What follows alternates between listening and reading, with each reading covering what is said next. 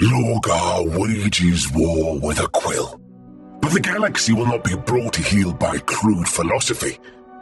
Your ideals are meaningless. Ideals are what we fight for, brother. Such pretty lies.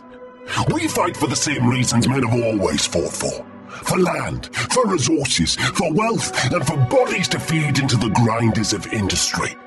We fight to silence anyone that dares draw breath and whisper a different opinion from ours. We fight because the Emperor wants every world in his hands. All he knows is slavery, painted in the inoffensive cloak of compliance. The very notion of freedom is a horror to him. Traitor, do we give choices to those we slaughter? A true choice? Or do we broadcast that they must throw their weapons into the fires of peace and bow down, faces pushed into the mud like beggars, thanking us for the culture we force upon them? We offer them compliance, or we offer them death. How am I a traitor, Wolfling? I fight as you fight, as loyal as you are. I do the tyrant's bidding. We offer them freedom. You are mutilating your own sons and stealing their minds. Now you preach of the Emperor's tyranny.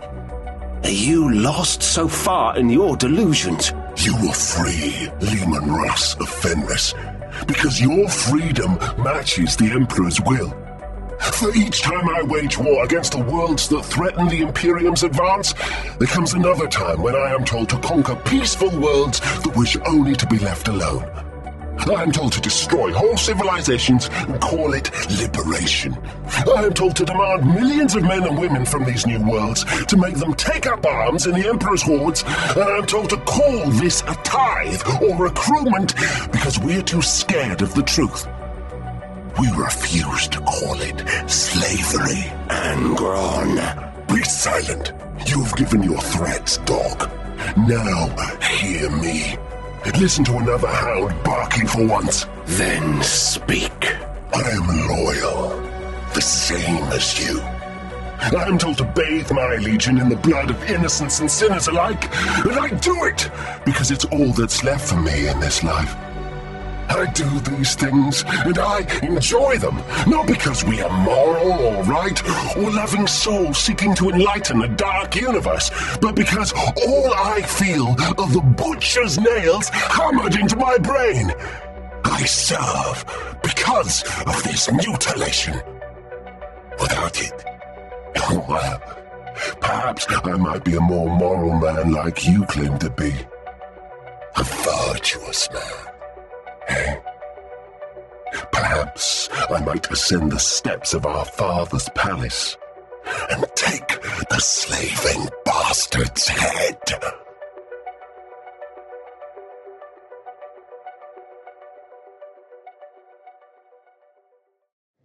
I will die on this world. I cannot tell where this conviction comes from.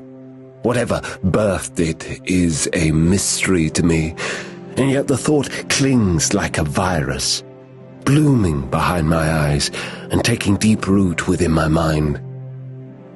It almost feels real enough to spread corruption to the rest of my body, like a true sickness. It will happen soon, within the coming nights of blood and fire. I will draw my last breath.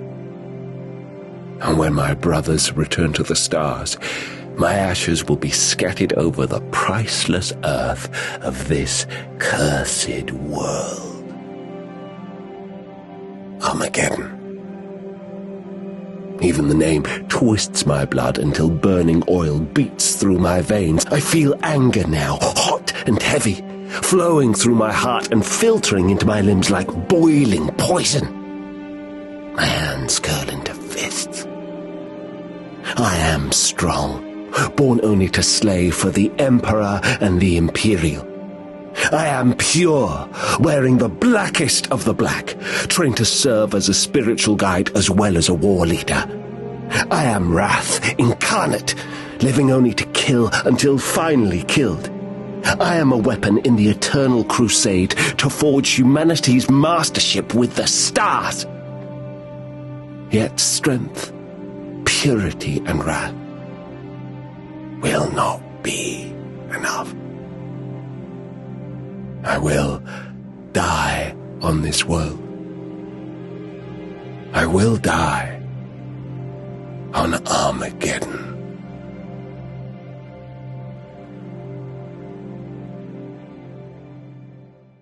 The Emperor of all mankind came here and found a son whom he valued. He saw an indomitable will with unshakable determination. He recognized that you would not give up, that you would rise to best any difficulty, that the tedious to you is as necessary a challenge to overcome as the glorious, and neither are to be shirked. We're seeing these qualities in you. Your father set you difficult tasks not because he saw no value in you, but the exact opposite. He can trust no one else to get them done. For a long time, I thought you a fool to follow the Emperor. After all, he is a tyrant like all the rest. Look what he has done to you, I thought. He has brutalized you, and your wars have brutalized your home. But the truth is, brother, I have followed your campaigns carefully, and I noticed a pattern that disturbed and then alarmed me. Always you do things the most difficult way and in the most painful manner. You cultivate a martyr's complex, lurching from man to man, holding out your bleeding wrists so they might see how you hurt yourself. You brood in the shadows when all you want to do is scream, "Look at me!" You are too arrogant to win people over through effort. You expect people to notice you there in the half-darkness and point and shout out, There is the great Perturabo! See how he labours without complaint!" You came to this court as a precocious child. Your abilities were so prodigious that nobody stopped to look at what you were becoming. Perturabo, this will anger you, but you never truly grew into a man. It is not the Emperor who has driven this world into rebellion. It is not he who has held it back. It is you and your woeful egotism. Let me tell you, my brother, you who affects to despise love so much, yet must certainly crave it over all other things. You are the biggest fool I have ever met.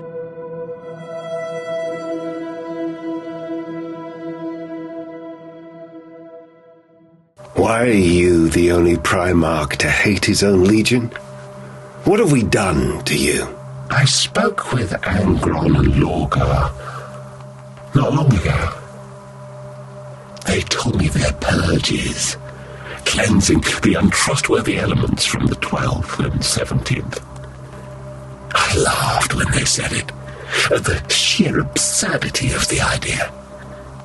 They knew exactly when to stop the killing of the weak, the treacherous, and the corrupt within their bloodlines.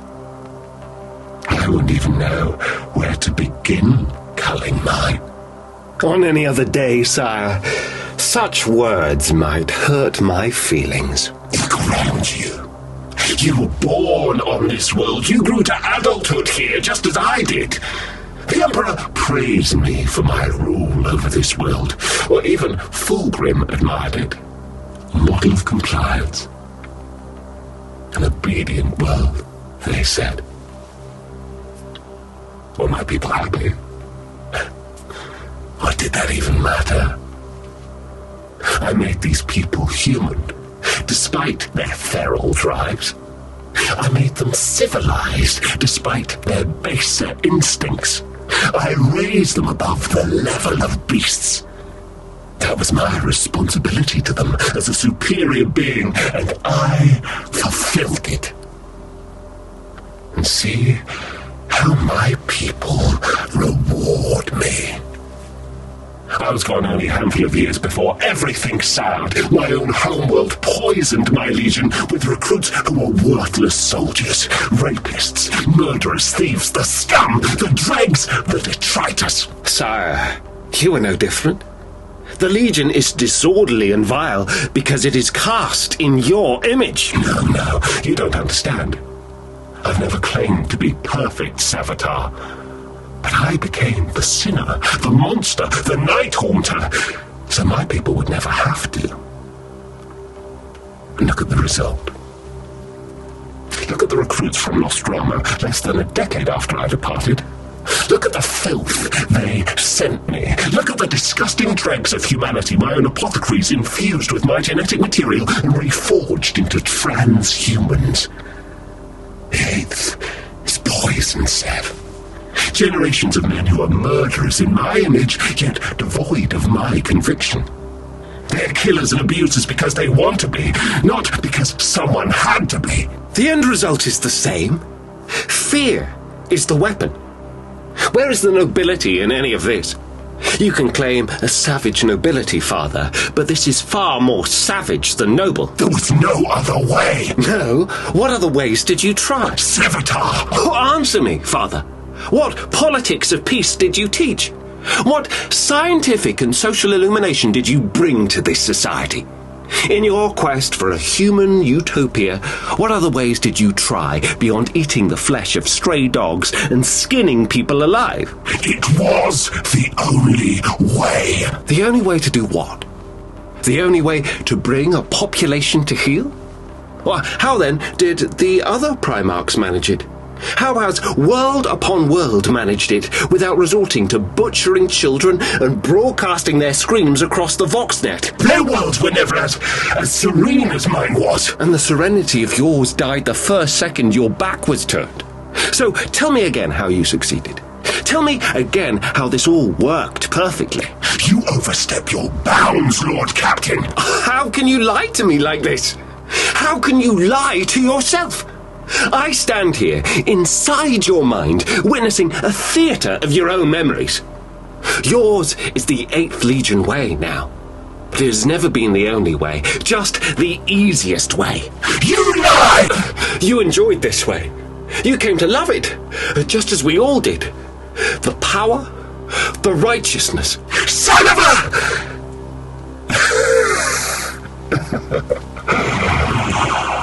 Son of a god. Get up, Sevatar. Leave me be. I am going nowhere, sire. Not without you.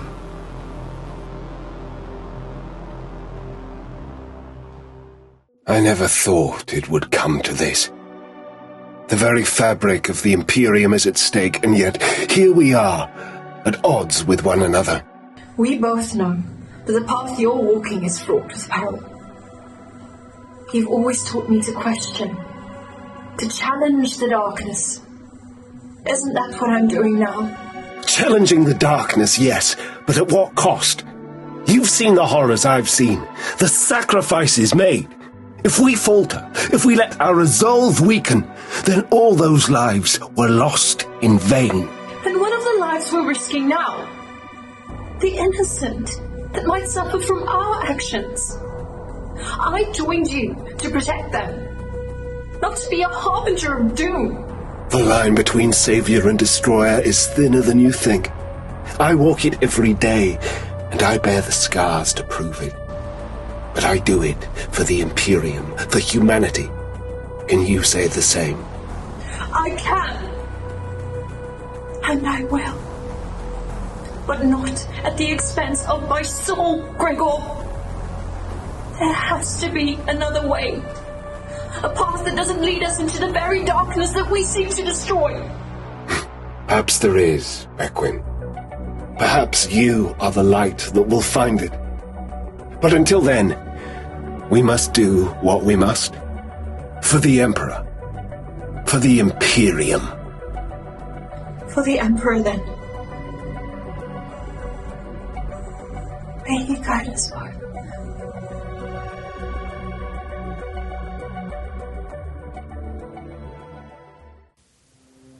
The iron within. The iron without.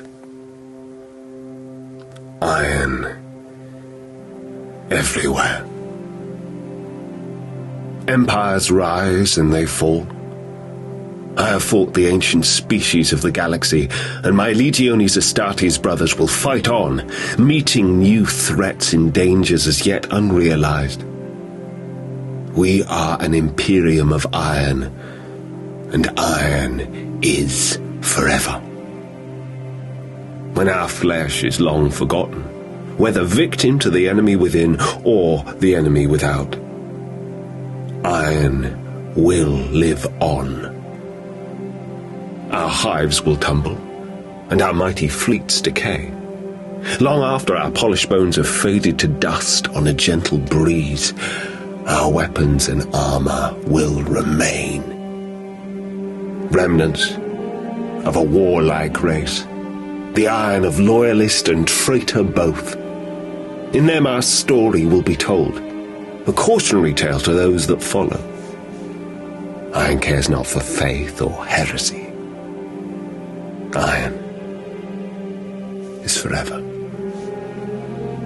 And as our battle plate, our blades and bolters rot in the sand of some distant world, they will pit and tarnish. Their dull sheen will corrode and crumble. Grey will turn to brown and brown to red.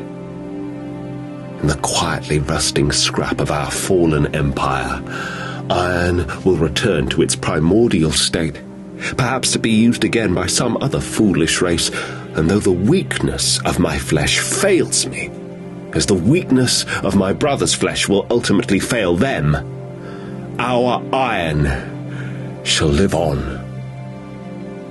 For iron is eternal. From iron cometh strength. From strength cometh will. From will cometh faith. From faith cometh honour. From honour cometh iron.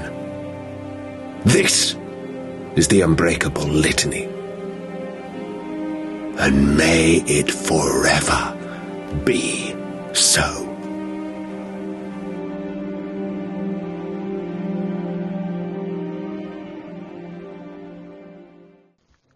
It takes just a moment, though he has all the time in the world, or as Lupercal holds all time, stilled in one hand and sanguineous in the other.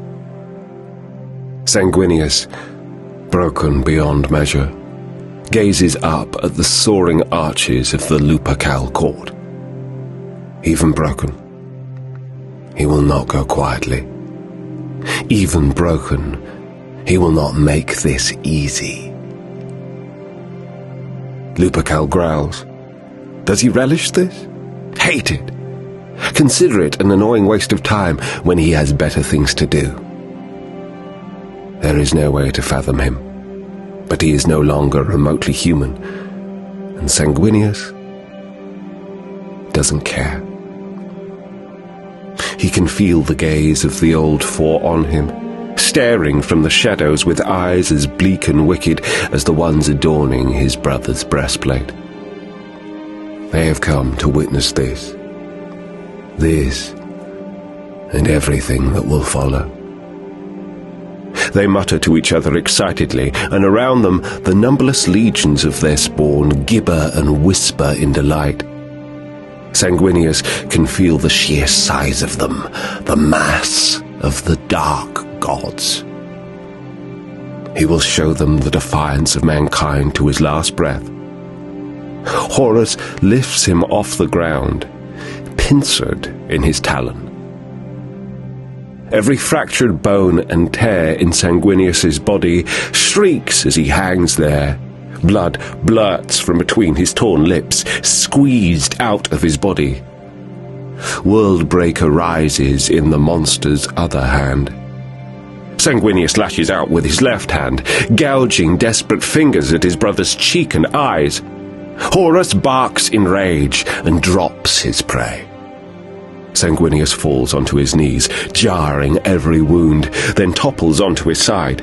He tries to rise, trembling, weak. He wants to be on his feet when it happens. He wants to be standing when Worldbreaker catches him before he is even back on his knees. The clubbing blow breaks his left shoulder, ribs, and left femur. He collapses, trying not to scream from the pain, and failing. Horus starts to bludgeon him, beating him repeatedly like a disobedient dog.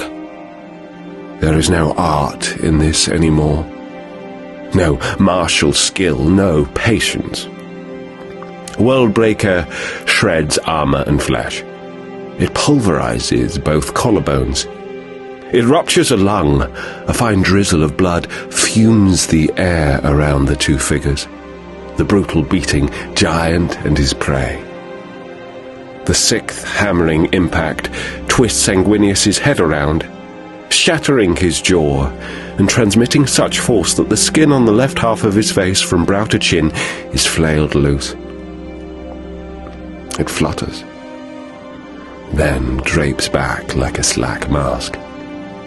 As he falls forward, the talon vices him again.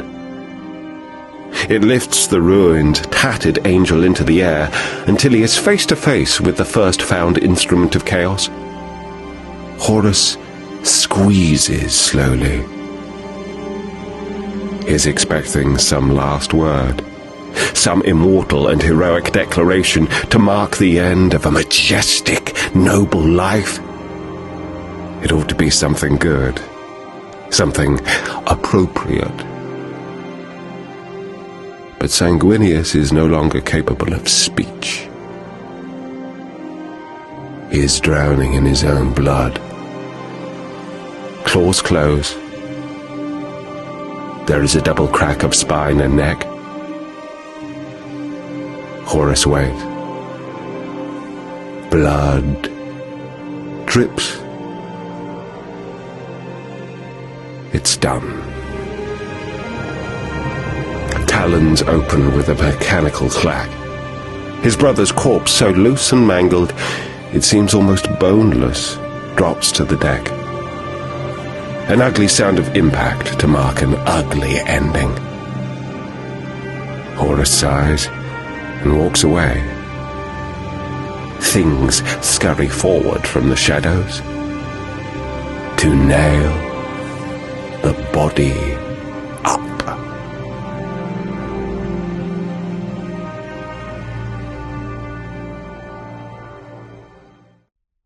I do not doubt your visions. But what do they change? Shall we stare up at the shadows and let our blades fall from our hand?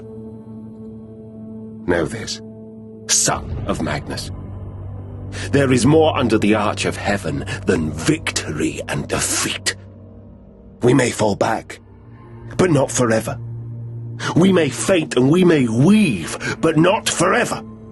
We may yet be doomed to lose all we cherish, but we shall do so in the knowledge that we could have turned away and did not. We remain true. They can never have this. Not if they burned all we ever built and scorn us through the dancing flames. You hear me? We remained true.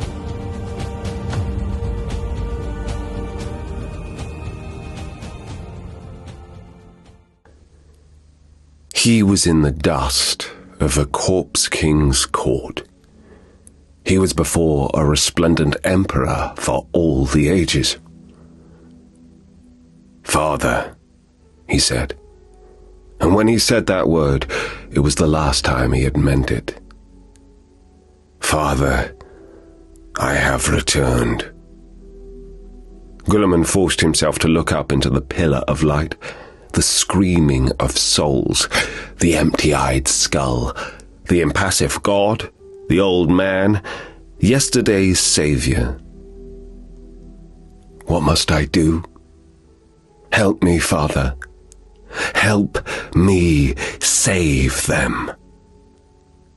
In the present, in the past, he felt more Mortarian's wordless presence at his side and felt his fallen brother's horror. He looked at the Emperor of Mankind and could not see. Too much, too bright, too powerful. The unreality of the being before him stunned him to the core. 100 different impressions, all false, all true, raced through his mind. He could not remember what his father had looked like before, and Rubote Gulliman forgot nothing. And then, that thing, that terrible, awful thing upon the throne saw him. My son, it said. 13, it said. Lord of Ultramar, Saviour, Hope, Failure, Disappointment, Liar, Thief, Betrayer, Gulliman. He heard all of these at once. He did not hear them all. The Emperor spoke and did not speak. The very idea of words seemed ridiculous, the concept of them a grievous harm against the equilibrium of time and being. Rubote Gulliman. The raging tempest spoke his name, and it was as the violence of a dying sun rains upon its worlds. Gulliman, Gulliman, Gulliman. The name echoed down the wind of eternity, never ceasing, never reaching its intended point, the sensation of many minds reaching out to Gulliman, violating his senses as they tried to commune. But then, one mind seemed to come from the many.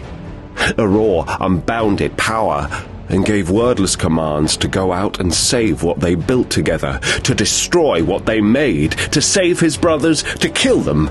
Contradictory impulses, all impossible to disobey, all the same, all different. Futures, many and terrible, raced through his mind, the results of all these things. Should he do any, all, or none of them? "Father," he cried. Thoughts battered him. A son, not a son. A thing, a name, not a name, a number, a tool, a product. A grand plan in ruins, an ambition unrealized. Information, too much information, coursed through Gulliman. Stars and galaxies, entire universes, races older than time, things too terrifying to be real, eroded his being like a storm in full spate, carving knife-edged gullies into badlands. "Please, Father," he begged. Father, not a father. Thing, the mind said. Apotheosis, victory, defeat. Choose, it said. Fate, future, past, renewal, despair, decay. And then they seemed to be focusing, as if a great will exerting itself, not for the final time, but nearly for the final time, a sense of strength failing, a sense of ending. Far away, he heard arcane machines whine and screech, close to collapse, and the clamour of screams of dying psychers that underpinned everything in that horrific room, rising higher in pitch and intensity. Gulliman. The voices overlaid, overlapped, became almost one, and Gulliman had a fleeting memory of a sad face that had been seen too much, and a burden it could barely countenance. Gulliman, hear me, my last loyal son, my pride, my greatest triumph. How those words burned him, worse than the poisons of Mortarion, worse than the sting of failure. They were not a lie. Not entirely. It was worse than that. They were conditional. My last tool. My last hope. A final drawing in of power? A thought, expelled like a dying breath. Gulliman.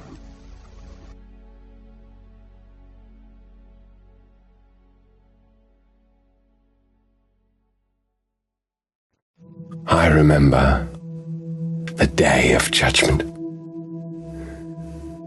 Can you imagine looking up and seeing the stars fall from the sky? Can you imagine the heavens themselves raining fire upon the world below? You say you can picture it. I don't believe you. I'm not speaking of war. I'm not speaking of Prometheum's stinging oil scent or the burning chemical reek of flames born from missile fire. Forget battle's crude pains and the sensory assault of orbital bombardment. I'm not speaking of mundane savagery, the incendiary ills men inflict upon other men. I speak of judgment. Divine judgment.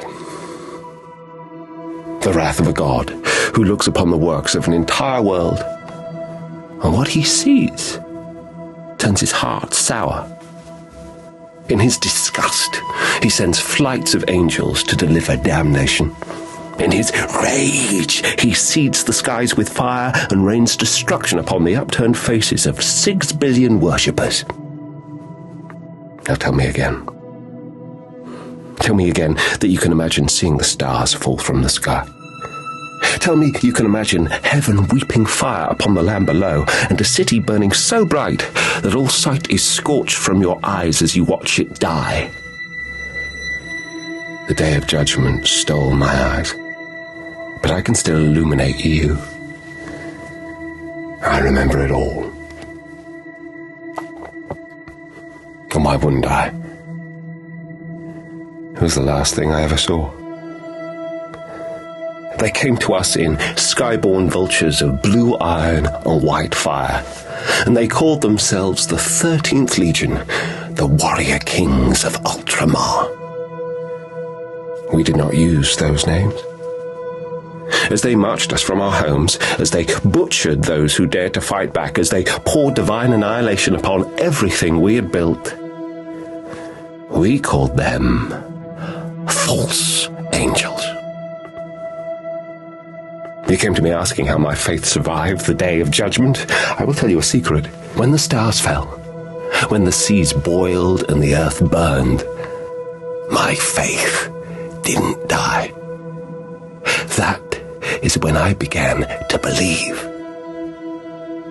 God was real, and he hated us.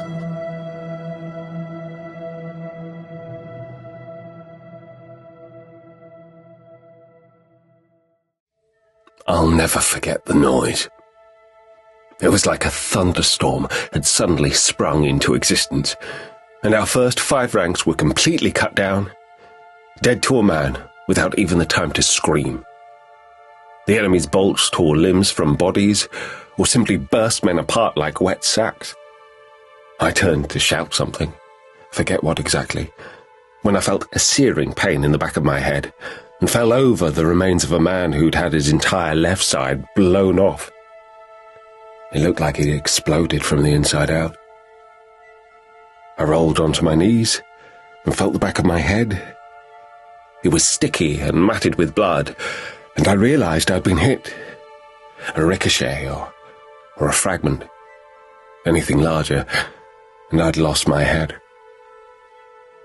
I could feel the blood running from me, and looked up in time to see our enemies fire again. And that's when I started to hear screams. Our charge had ground to a halt, men and women milling around in confusion and fear as they suddenly understood the reality of what Havelek had begun.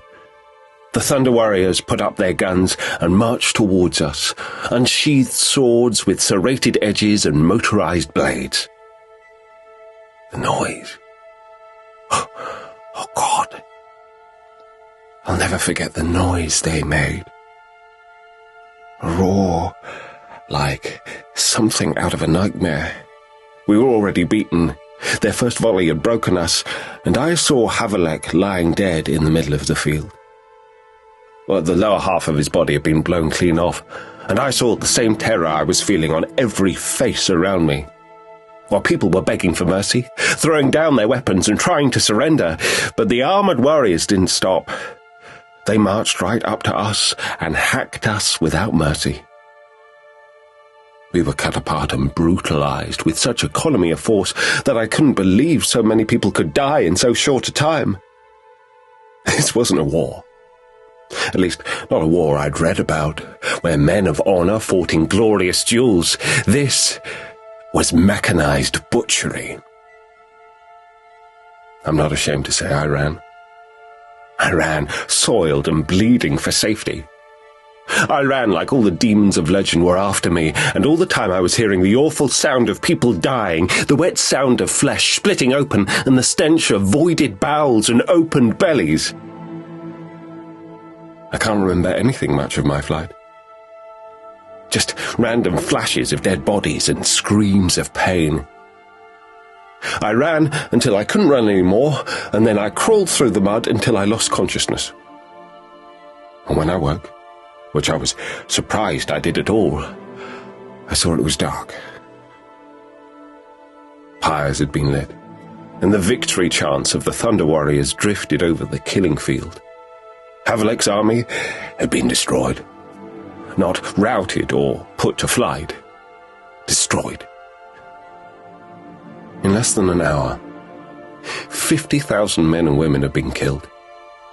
I think I knew even then that I was the only survivor. I wept beneath the moonlight, and as I lay there bleeding to death in agony, I thought of how pointless my life had been. The heartbreak and ruin I'd visited upon others in my reckless pursuit of hedonism and self-interest. I wept for my family and myself, and that was when I realized I wasn't alone. Who was with me, you ask? The power of the divine. I looked up and saw a golden face above me, a face of such radiance and perfection that my tears were no longer shed for pain, but for beauty. Light surrounded this figure, and I averted my eyes for fear I'd be blinded. I'd been in pain, but now that pain was gone, and I knew I was seeing the face of the divine. I couldn't describe that face to you, not with all the poetic images in the world at my disposal, but it was the most exquisite thing I have ever seen. I felt myself lifted up, and I thought that this was the end for me. And then the face spoke to me, and I knew I was destined to live. He said, "Why do you deny me? Accept me, and you will know that I am the only truth and the only way." I couldn't reply. To utter any words would have been base. In any case, my tongue was quite stilled by the awesome vision of God. I heard the voice of God and saw his face. He bore me up and set me into a deep slumber. And when I awoke, my wounds were healed.